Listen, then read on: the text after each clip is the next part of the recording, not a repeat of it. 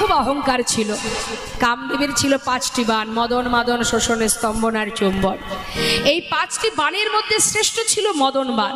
এই মদন বাণ তিনি যাকে নিক্ষেপ করতেন সেই পরাজিত হতো।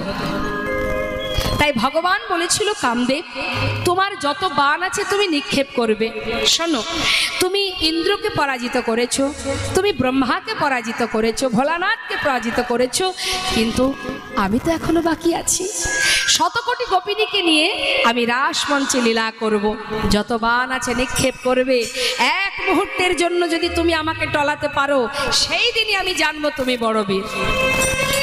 তার আগে বড় বীর বলে নিজেকে ঘোষণা করো না। তাই একদিকে মা সকল গোপীর বাসনা পূর্ণ, আর একদিকে কামদেবের অহংকার জন্য দুয়ে মিলে ভগবান রাস করেছিলেন। মা পার্বতীর সঙ্গে ভোলানাথের বিবাহ যোগ আসে। সেই যজ্ঞে পৌরোহিত্য করেছে